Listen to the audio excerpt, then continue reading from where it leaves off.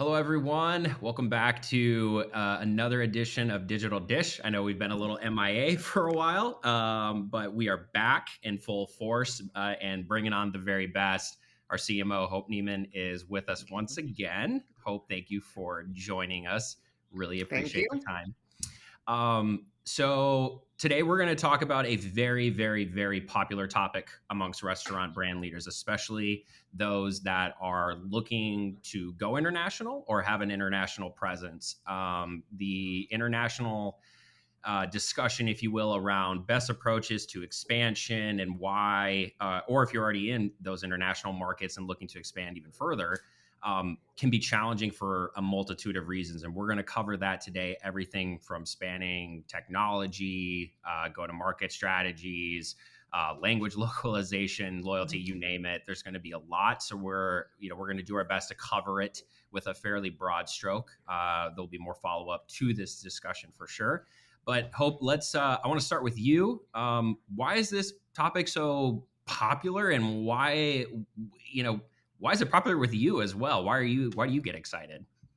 Well, I love it because it gives us a chance. We're very, very well versed in international. Not only do we have significant operations developing across the globe, and many of those folks that work for us bring us ideas, but also because there are a lot of innovative executions, a lot of differences in other parts of the globe. In America, we tend to get a little bit insular, and being able to see what's happening somewhere else, there's a way to leverage it in a different market. So we take many things that we see in the US and might take them to Asia or Europe or Latin America, but also there's a lot of innovation and a lot of asks happening because you're trying to solve different problems. And so that cross pollination really creates a lot of excitement on the part of Toaster. Absolutely. And that's a great site. We're just going to get into the meats and potatoes here. It's a great setup just talking about, obviously, we have extensive experience, but I want to start there and kind of flipping the question is what can you tell us about why there are so few providers that do international or support multiple markets to even begin with? Because it's hard. That's the really simple answer. And it's hard for a lot of reasons. It's, first of all, technically hard. You need to have, for many of these technologies, boots on the ground, people who understand what's working. You're having to work in multiple time zones. So being able to talk to people at something that works for them is important. You have different challenges. So in many parts of the world, Wi-Fi, for example, is not as good as it is. Even cell phone coverage is not as good as it is. So having applications that work there, and also applications in terms of what comes first. And so by that I mean, if you're in Europe, kiosk is always seemingly the first technology. You have a lot fewer drive-through locations. You have more urban locations. Kiosk really became table stakes in Europe long before it was in the United States. And that allowed it to teach certain things. But as COVID shut things down, they've had to transition in other ways. Here in the States, we might have mobile or web that's popular, but how do you translate that into a market that's different? And the last one I'm going to mention is even some real basics about digital ordering, like localization, is dramatically different in other parts of the world. I'll give you a great example. We have a customer in South America and Latin America where there are some areas that they deliver to that are not necessarily safe, and so they have pickup points. We have to be able to enable that action to happen. So how do you meet someone? How do you ensure that they're going to be there? How do you make sure that you know which pickup point is right for them? So all of these things really create a lot of challenge across the boards. And I will ask one more thing. I said it was the last one, but I'm going to do one more, No, which go is ahead. language, which is language. So, language is something that, if you're in Europe, for example, you have many more languages that are being spoken. And especially in a QSR, you might have people coming from other parts of the world that want to use this. So, just being able to do those translations and ensure that they can be met on a screen. And when you get into other parts of the world, like the Middle East, handling instead of going from left to right, languages that are right to left or character based languages. A lot of brands just don't want to tackle that. A lot of developers don't want to tackle that. Understandable. And we're gonna pause on the language localization piece because we're gonna talk about that more. I want to stay on technology just for a bit. So as we know, I mean, post COVID, and we're gonna be talking about this at RLC coming up. Technology and just overall consumer behavior has drastically changed in terms of how they order and engage and interact with their favorite restaurant brands. And I'm in it. Obviously, it's the same for international as well. In Mhm. your opinion, where do you think some of these restaurant technology providers over the years, um, specific areas of technology that may have been lacking to support those international markets, and now they're really forcing consumer behavior is forcing their hand to really catch up and again kind of innovate, like you were saying. Where do you think, from a tech standpoint, these providers need to innovate even more, or where do you see them maybe evolving and trying to address those international, again, consumer demands and expectations, which goes into personalization, it goes into a lot of the Right. overall, brand experience. So it's interesting because COVID, the US was already starting to evolve technologically. We were seeing more people that were becoming more interested, more dependent on things. But the rest of the world, against many of these technologies, was not necessarily as advanced. But COVID really forced an even faster adoption of these technologies in those markets. And as I said before, there are a lot of more friction filled experiences that have to improve. One of them is payment. Mm, Many countries don't have the kinds of sophistication with regard to um, using saved credit cards or the security that goes along with that. Making sure that you have experiences. We have some countries where you leave the application, you have to go to a third party, you have to come back. That's really difficult. But there are some that should be seemingly easy and aren't. For example, if I'm doing delivery, I'm going to go to a home and I have to, chances are they're going to buy in cash. I have to be able to make change. But how much change and what kind of change do you want your delivery driver to have? So being able to call out how much change do you expect? What are you going to pay us with? Feels like a low end need, but it's actually a very high end need in many of these places to be able to accommodate that. And that means not just the consumer facing tools, but also the back office tools. How much money did you send that driver out with? What does their cash box look like? What did they get back? What was left for a tip? So, accommodating those kinds of actions is really important in the process. And not everything is really the same in terms of what's available in those markets to be able to select from. So you have to have very specific requirements that go along with them. No, it's a great point. And a follow up to that is, do you feel that restaurant tech providers are, I mean, do you expect more of them to try to enter that international, supporting role, or do you see, like, where do you kind of stand on that? If, again, because we already know there's few providers in the space, but do you expect that to change at all? Yes, and I say that because first of all, many of the providers that have operated are single country providers. And some countries Mhm. think, "Oh, I want to work with the guy that's in my country." But the level of innovation because it's single country based isn't helpful necessarily. It's Uh, not getting, especially because consumers are now expecting, as Amazon has come elsewhere, you have some very sophisticated delivery services that are in many of these markets and other kinds of components. Just like in the US, people are expecting better classes of things.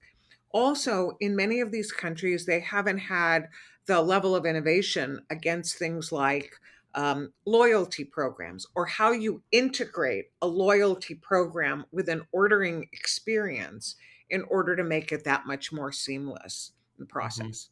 Hmm. Hmm.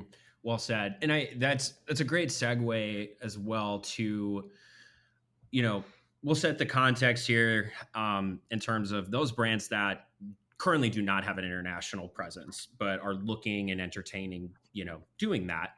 Um, from your experience, when it comes to entering those international markets, when we talk about, you mentioned before, which kind of, boy, I think if I was going to group it up, like those societal factors and then consumer behavior preferences and understanding all of that interaction, right? Which there's a lot in there. But if you were going to pinpoint a few, like from a societal factor standpoint, what maybe do they often overlook? And that could be related to obviously the restaurant tech providers as well, or maybe they may not understand upfront that would allow them to successfully enter an international market and have an international strategy that works for their brand. Americans tend to be very, they believe that we're the leading edge and we know how to do everything better. And many of these markets have nuances that are really very different. There are some that are obvious. If you're in an Arab country and being able to honor halal or other things is something you would expect. But as I said before, having a delivery zone that's different in how you create it, and even being able to draw, if you have your own delivery, being able to draw in such a way that you're avoiding certain neighborhoods when you allow what is deliverable is something you may not be considering because it's less of an issue, here in the US. Payment providers are very different. Many times governments get involved with them. You have to understand how to navigate those sorts of technologies in making it happen as well. Sometimes flows have to be adjusted. People have a different kind of feeling about how they give their information, or not that they're going to give it because they're coming to expect that, but how you ask for it may be a little bit different. And that actually raises the whole issue of privacy. Being able to understand that there are significant and frankly ever moving changes.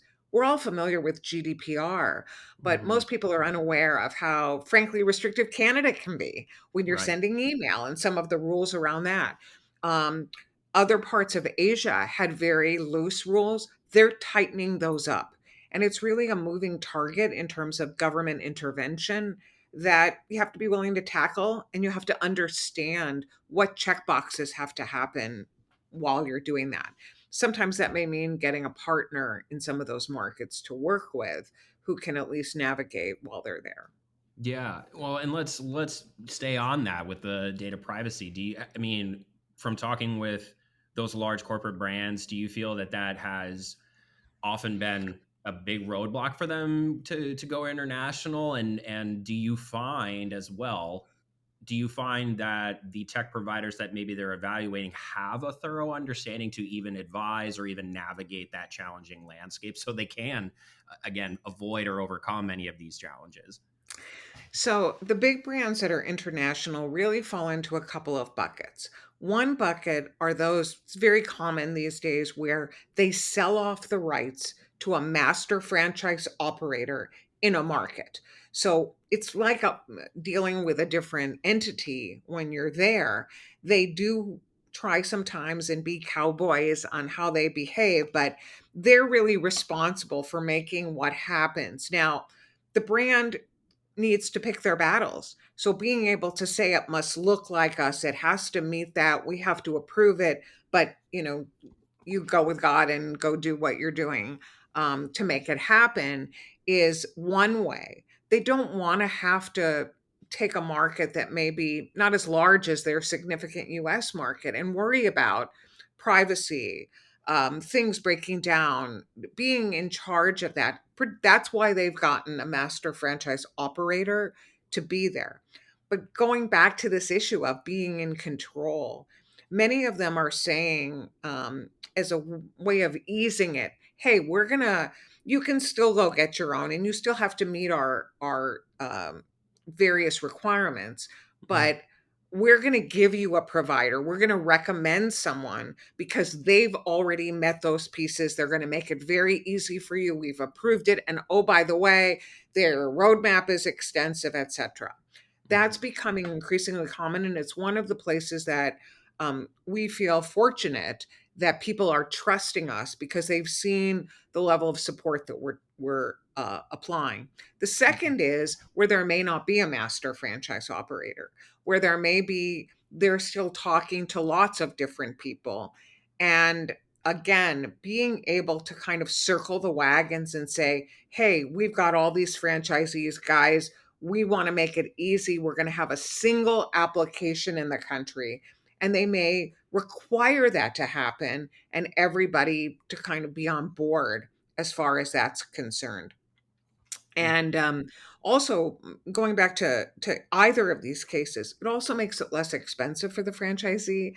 The brand may be helping to support it and pay for what is there, which is kind of their requirement in terms of keeping it all consistent. But they don't have to do a lot of the ongoing payment or those sorts of things that are part of it. Mhm. Mhm. Understand. Well, and I even see it from I mean, this may be simplifying it, but in terms of looking at it from accountability and responsibility from your providers, right? So That's if right. corporate, again, I totally understand where it's obviously at the end of the day, if the franchisee owner is going to do what they want to do, be the cowboy, that so be it, right? But on behalf, if the brand at corporate is able to, like you were saying, kind of recommend these trusted providers, it simplifies the operation, right? So then if you look at it from even down to like a solution level, let's say for kiosks, for example, if there's a provider that can do hardware, software, service all in one, if something were to break, something were to go wrong, they're not reaching out to 3 to 4 different people or That's right. companies and having to solve that. So I'm assuming they, at least corporate, is looking into that, right? Absolutely. And there's actually an even more impactful reason that they're looking to pull those pieces together. Corporate requires a certain amount of um, uh, the reporting to come Hmm. through on this. And by forcing that reporting to come through, if they believe what is being shared, it doesn't get into any kind of a conflict with one another in terms of, well, I don't believe those numbers, or how are you validating it? Have we together agreed that discounting counts or doesn't count? So by having somebody that has been blessed by corporate, it's also removing that requirement to set up reporting in a way that is believable. Now, that said, if that foreign entity is the customer, there may be things they don't want to report to the brand, but there are Hmm. things they are required to.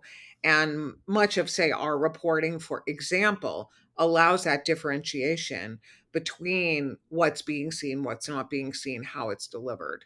Hmm. Um, and you have to understand who your customer is, but also what the responsibility is. And Absolutely.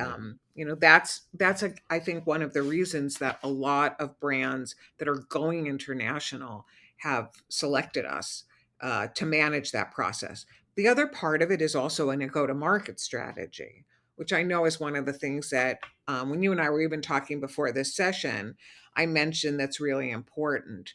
Hmm. And in a go-to-market strategy, you can't just, here's our application, everybody come on down.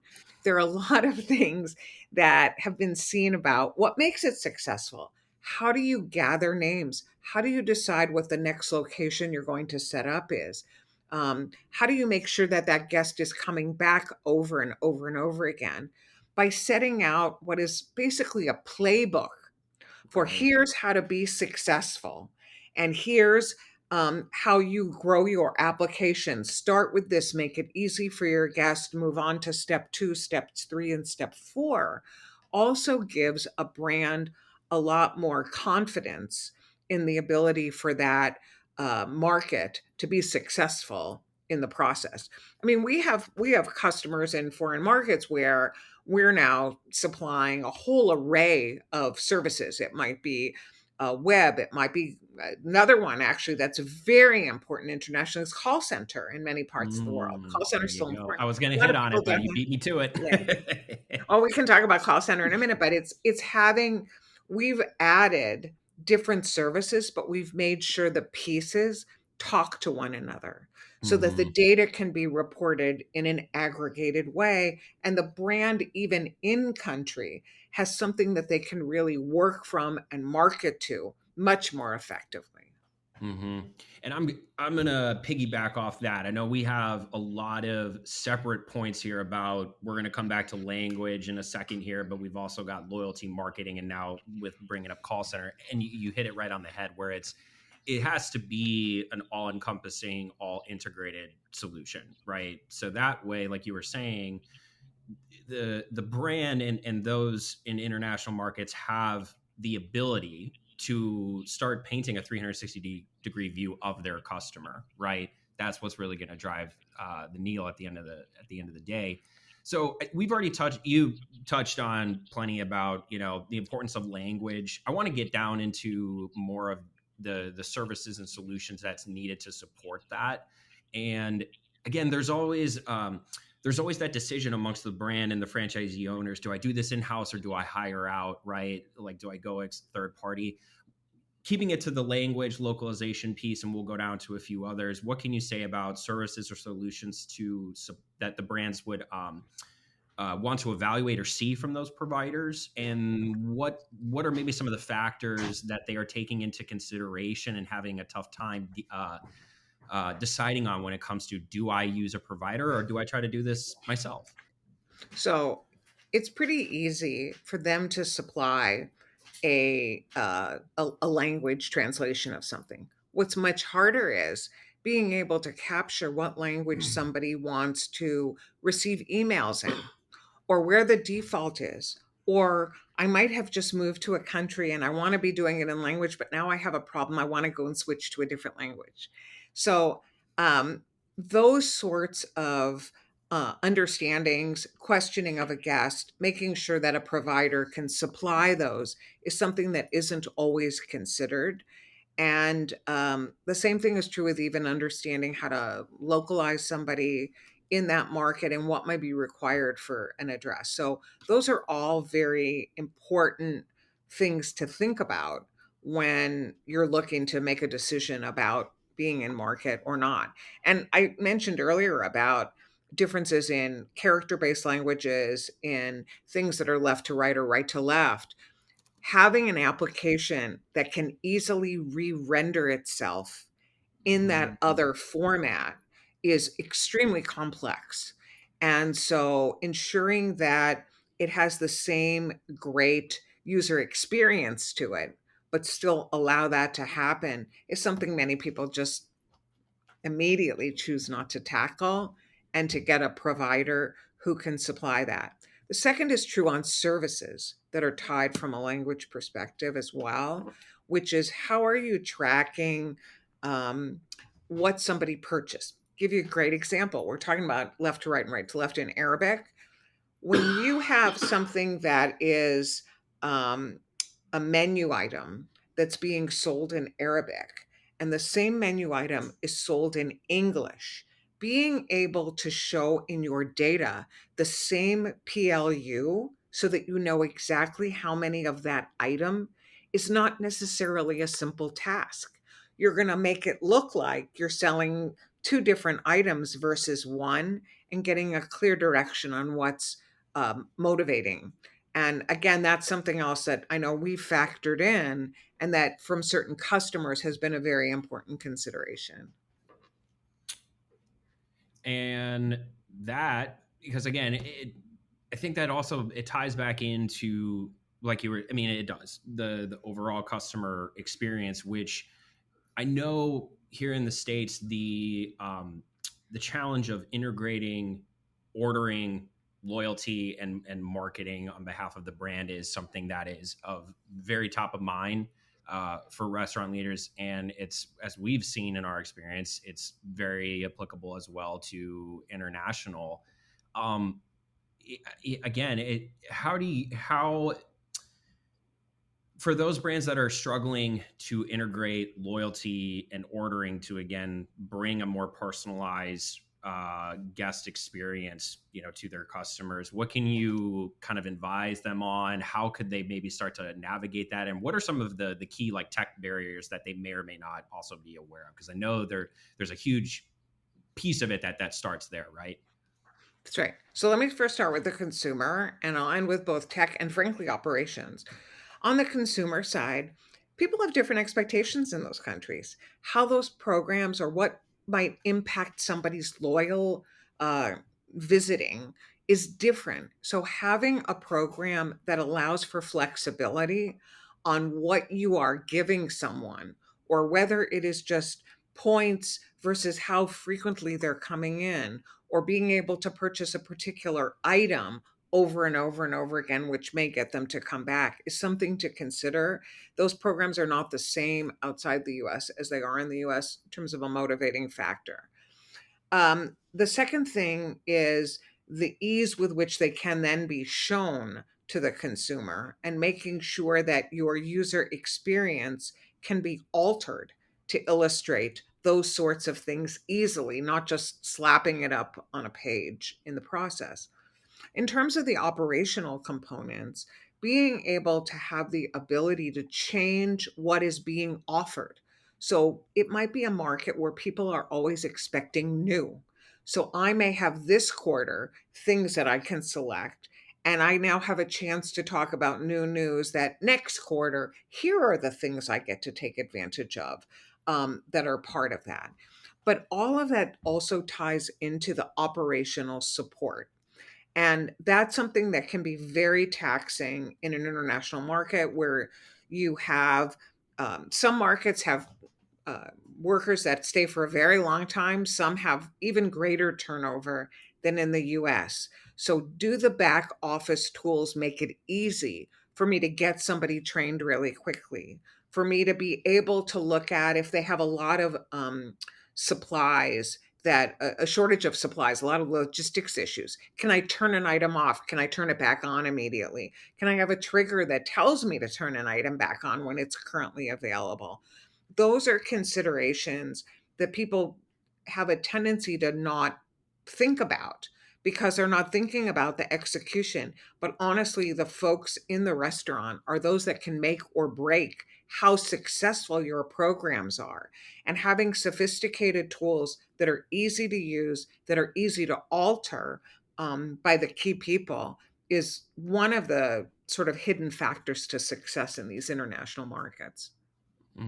Does that also, when like again, just elaborating a little bit more on that, it is does that also tie in with like the POS integration piece as well? Because again, you're hitting on operations, right? So, I mean, I'm not going to say obvious.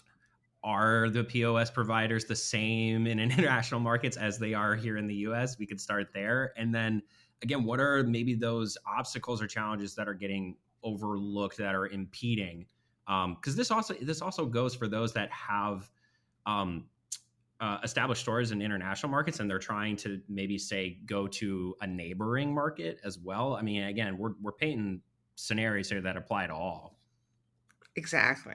So the answer to the POS question is some are the same, but they have maybe a different flavor, a slight variation that has to happen because of how payments there or even how you're selecting product. But what we see that's very common is there are a lot of homegrown POSs, there are a lot of localized POSs, and they don't necessarily have all the capabilities. So, does your solution allow for something to be altered in that market because a piece of information can't easily be carried? What's interesting is we've also seen a lot of markets where, as they've evolved, say half the stores might have a homegrown solution, the other half may have an internationalized solution. How do you make those pieces talk to each other? But more importantly, as you transition that homegrown solution to the more sophisticated one, what do you show that making sure that your user interface is the same so that to the guests, they don't know what kind of store they're in. However, you're handling the pieces. So, one example of something that we do is we also offer a non integrated solution. So, if they're planning to transition pretty quickly, we can set up very rapidly in that store very simple operational tools that let the order come in, let the person behind the desk be able to make whatever entries they need to, and have it appear the same to the guest on the outside. As they transition that point of sale system, they will be able to have the same experience for the guest. And frankly, a lot of the tools carry over as well. So you have to be able to accommodate. Also, when you have, we refer to it as POS as a service, the ability for us to do an integration fairly easily with a point of service provider in a particular country that may not be growing but is very important in that market, we can handle that as well. And that's something else that has to be considered when you look at the markets you're going to. Understandable. And I want to stay on one scenario, which is if I have a fairly established brand, multiple stores in an international market, I'm looking to replicate that. How, speaking about us right now, how does Tilster help those either individual, franchisees group, or at the corporate level, take what they've learned and that have implemented those strategies with us to help replicate and deploy to another, and again, kind of repeat, it's like rinse and repeat, right? Like That's right. how do we help them with that approach, that makes it, I think, a bit unique in the international space specifically? Sure. So we help them, first of all, build a database that may be all encompassing. If it's the same language, it's pretty easy for us to replicate if it's the same POS. If not, we'll do it a little differently so that you have almost an Uber menu, but one country may not have this component, another country may have this other component. So everything's going to still look consistent as a consumer maybe travels between two different countries in terms of that application.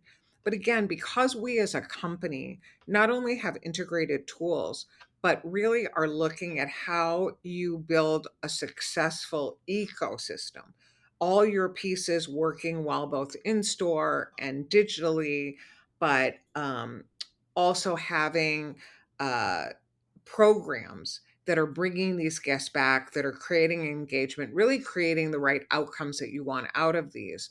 We can put together, as I shared earlier, a playbook of what to do in that market with minor alterations, country by country, based on what's there. So they can look at, oh, this is the great thing, but I want to change this for my entry point. I maybe want to Mm. expedite having another component in faster, but they still have the basics available for them. And best of all, if those applications look the same, as we look to expand the roadmap of what that application is, we can do a test, an A B test of perhaps a different element in one market, and then be able to share that same change across the whole myriad of other markets in a region very easily without each one having to verify it, validate it, and see if it works. And uh, from what I'm hearing, there's I think a little underlying theme which is going to help us, wrap this up a little bit, is a key piece to that, because it's something we preach here in the States too, where it's the personalization piece, but more broadly, I think for international, we're talking about like market customization, for a lack of a better term, Right. where you've mentioned before, where I think, especially being in the US, we often, maybe the brands generalize, hey, what has worked in X country will naturally work in Y country. And two questions: why is that maybe a, I don't know, dangerous quote unquote point of view to maybe have, and what are some of the factors that they should consider when they're saying, hope, I'm maybe established in Brazil, but I want to, entertain going over to Ecuador, or what have you, some other neighboring South American country. What are the things that I should be taking into account, and how have you helped other brands that are in my situation? So there are a lot of them. Too many for me to mention, but I'll call out a I few. know it's a One blanketed big one for sure. one of them is how good is the digital infrastructure? So do you have to make accommodations where Wi-Fi is bad, where Wi-Fi is very low versus another? You may have been in a country that's made a commitment to very powerful Wi-Fi, and the neighboring country may not. So how do you create a lighter application, or how do you save more to the application when you come back to make it happen? Even suggesting on their terms and conditions that points that may be given on loyalty, that they allow a longer time, because we may not choose to automatically upload those points during the day to the guest, but it'll be the next time they open it, which allows them to be in a better Wi-Fi setting. So that's sort of one example of doing it, but there are several others to consider. Every country has a lot of unique elements. So even when you consider things like targeting coupons, personalization, how you reflect the brand can be tied to whatever is going on culturally in that country. So we have some countries where hospitality is very important. So even where you have kiosk or table service, suggesting how you set up the staff that is there to handle it in a much better way is very important. We have one customer in a Latin American country where hospitality is everything. And in launching the table service, how we allow, whether it's just the guest to do an add on, or they can tell the person, hey, can you bring me this? And it gets added to a check, is something else that's very important. So you have to accommodate and allow for the differences that are in experience in those markets in the process. So Well said. And like you said before, there's many more that go with it. We're trying to hit on some of the key ones. So again, if you have questions, please drop us a comment, reach out to us. But Hope, I'm going to give you the last word to wrap up. Any takeaway message? I know we've covered a lot, but again, I'm going to give you the final say here. thank you. Just that international can be a lot of fun, but it can also be filled with a lot of landmines. And be really careful and make sure you do your homework and have the right partner in order to do that. And that means even with what technology you choose to start with. Well said. We want to thank everyone. Well, first of all, we want to thank Hope for coming on. Really Yeah. appreciate the time, Hope. Thank you so much. It's always a pleasure. And thank you to everyone that has been tuning in. We are very excited to share this. And again, we're going to be doing more follow up because this is a very popular topic and one that needs to be discussed at length. So stay tuned for more. And excuse me, as always, thank you again for tuning into Digital Edition. We'll see you next time. Thanks, everyone. Thank you.